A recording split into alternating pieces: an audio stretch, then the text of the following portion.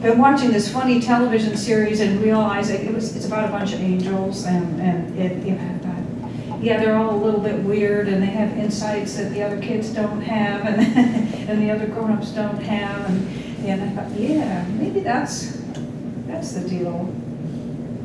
Anyway, we have this wonderful opportunity that Reverend Rick was speaking about a little bit, which is to reflect on the basics, the beginning of each year, as a nice foundation for that start. And by the same token, it's also a time where this idea about the light and about peace on earth are still lingering. As a matter of fact, this is World Peace Day. And so there are many people who, rather than partying and watching the ball drop and all of that stuff, were involved in a universal peace meditation last night and this morning. I was sleeping. But I was sure to go to bed thinking about that and to wake up thinking about it. And so this concept that comes to mind as I think of all of that is to let it begin with me. It's one of the lines in the peace song, which we don't always sing when we close, and we're definitely going to do that today. Let it begin with me. And the truth, of course, is that everything, peace and anything else, all good, all possibility, really does begin within us. It's an inside job. And yet, for some reason, why we come back to these places and spend time together hearing ideas that we've heard before, taking classes, sitting in groups and reading books together and having conversations about these things, is because we can forget.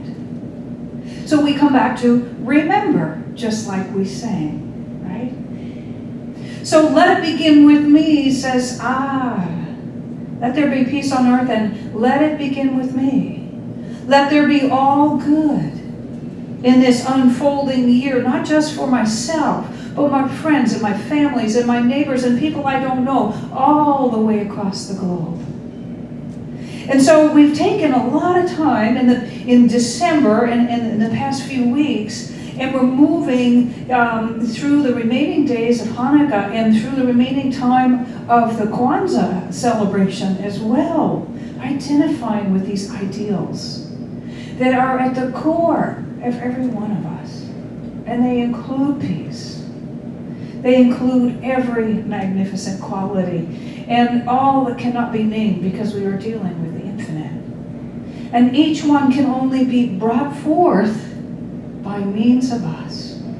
This teaching says that life does not happen to us, it happens through us. So it is an inside job. So something else that comes up along the way on our journey of discovering that there's something within us that we're supposed to get to know and express in order for it to be our life, in order for it to be our experience, in order for it to be what shows up out there, is that everything unlike it comes up too. Oh yes, doesn't it though? And at this time of year, many of us have a habit of saying, I'm going to make a nice long list of those things that I don't want to carry with me into the new year. And I'm going to burn them at a burning bowl ceremony or in a bonfire.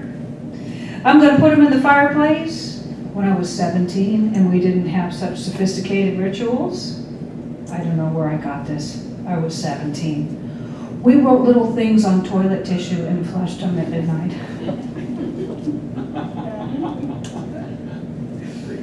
You could have flash paper. The point is that there's sort of this really visceral, you know what, I don't want to take this stuff with me into the new year. And so we do some reflecting. And the truth is that day after day, every time we go through one cycle of light and dark, we come up with these things. We say, okay, that's it. Tomorrow, I'm not going to do this. Or that's it, I'll never be in that kind of job situation again. Or that kind of relationship again. Or I'm not going to make that mistake and drive down that place where they're working on the road again. And, you know, I had another experience in college when I would swear that I was not going to make that same spelling error again. what did I do? I did it like 3 times as much. The worst one, which I've shared with some of you before, is that I spelled literature incorrectly for my literature class on the cover page. So there was the red ink right from the start. So there's this idea that we acknowledge that we're on a journey. We kind of get that it's an inside job, and then we kind of say, yeah, but. And sort of in earlier phases, we think, okay, so I'll just make a list of all the people I don't like, the places I don't care for, the things that weren't so great, and I will avoid them all. And that's how I'm going to move along. And yet life doesn't let us do that, does it? Because those things, if they're unresolved, they show up in other places, in other people, in other scenarios. So we come back to this very important thing, that life happens through us, not to us. And it is also for us. And so when you can look at that place or that person or that situation, especially when it shows up the second or the third time and you're the common denominator, and say, thank you, teacher. Thank you for being willing to play a part in my experience. To reflect back to me something I couldn't get the first time when it was kind of subtle. Because you're showing it to me in a way I can hear. It's got my attention. Can you love that person and that place and that experience? Can you mine it for the gifts that it has for you? Can you bless it before you release it? See, the thing about changing from one year to the next and saying, gosh, I really want my life to be different, is that those yearnings that we have are part of the homing device in our soul that is saying that more is possible. And the contrast is what it is. That is the spiritual being having the human experience of contrast. And if we can be enlightened enough to see that it's not happening to us, that it's happening through us and for us, and pause and say, okay, I willingly pay attention. I don't need this to be bigger or louder or more painful or more annoying or whatever it is. I'm going to ask, what gifts does this have for me now? What is this person or this situation, this scenario reflecting back to me? It gives me an opportunity to dust off and polish another facet of my magnificent being. And what is that facet? You see, we have self-awareness and we have choice. Ernest Holmes said the only difference between the instinct of all other creatures and intuition is that self-awareness and that choice. And because we are free, we can listen to it or we can disregard it. And we'll have the corresponding experience. So that I'm speaking this beautiful, flowing, inspiring voice, talking about when somebody's in our face, when they make us angry or we want to cry, or we feel as if they don't get us and that hurts and it's an ancient hurt. There's so many ways through spiritual practice, ritual, dialogue, safe exploration with a trusted friend, that we can go back and say, the first time I had that experience, the first time I felt that way, I was 10, I was in the kitchen with one of my siblings, and this thing occurred. And it left a mark on my psyche that I thought was the truth, and I've carried it all this way. So the reason that I'm saying that is that if it's an inside job to bring peace to this earth and every other good thing, and if as we reach for that and aim for that, those untruths are stirred up and they come up and they show up and they're in our face, and we're tempted to say, this is too hard, I'm going to go back to sleep. Rumi says, you must ask for what you really want. Don't go back to sleep. Lots of people say don't go back to sleep. That when we get to that point, we can say, life happens through me, it happens for me, I am an active participant in something greater, and this is just part of the landscape, and it's okay. I'm not alone. Somewhere in that person whom I perceive as my enemy is the gift of a reflection of a false idea I have carried, and I'm ready to let it go. I'm ready to let it go. Greg Braden has this wonderful process he calls the gift of the blessing. And he wrote about it a little bit in his book, The Secrets of the Lost Mode of Prayer. And what happens with the gift of the blessing is that we look at someone or something in our lives, we find the good, we praise it, and we call it good. And so at this time when there's a lot of reflection and review going on, what we can do is do that. We can change the story that we're telling about our past. We can discover that when someone was in our face and an old reaction came up, that it didn't have much to do with them, but just the trigger, bless them, thank them for that. And we go get the gift. We find out what the original scenario was. We replace it with a new idea. Ernest Holmes says we don't have to go through years of psychotherapy. We can simply replace those false ideas with truth. And that may seem like a lot. We're in the thick of it, right? When we're in the middle of it and it hurts or it really bugs us.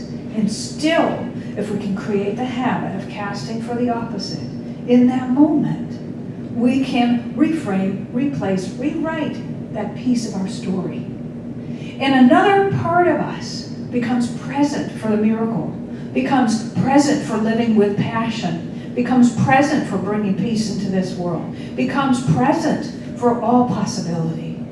Just as in Reverend Rick's meditation, this would be like taking rocks out of the stream so that life flows with less and less interruption and more peace, more power, more purpose, more movement.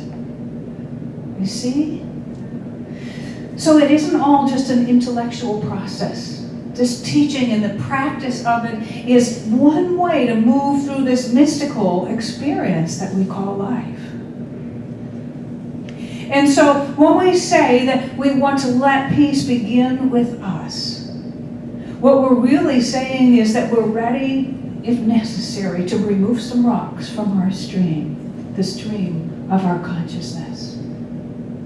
And we come to a place as we move along where we realize when those bumps come, when those icky scenarios show up, that there's a gift there. What is his name? I'm forgetting his name. Terry McBride quotes that famous line, "There's a pony in here somewhere."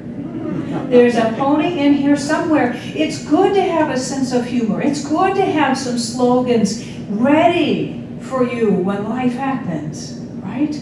Because it's really not as serious as I know I attempt to make it on a regular basis.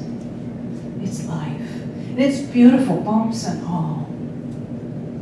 So what we're going to do actually is take this philosophy into some activity right now. We're going to take this philosophy into an active practice. And it's going to be a little different. For one thing, we don't burn stuff in this room. You know, the last time I had a spiritual center, it was in a wood frame center for the arts. And we didn't burn anything there either. And so what we do here instead is we use intention. And we're going to do a ritual that is about releasing and intending, and it's going to be a little different.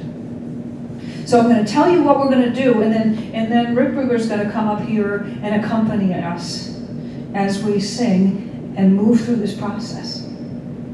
What we're going to do is go over here to this bowl as we feel moved and pick up one stone, one glass stone, for each thing that we're ready to release. And first we're going to bless it. There's a line in this song we're about to sing that says, "I let go of my past." And we're probably going to a few times sing, "I get right with my past." Okay? So we'll do this a little differently. We're not going to try to burn everything and run away from it. We're going to bless it and thank it for what it has brought to us, whether it's a person, a situation, a pattern, anything. And then we're going to let it go, because then we're complete with it. And that part of ourselves is integrated and moves forward with us, and we are whole. Okay? And that means that we also release everyone and everything from the clutches of those old patterns.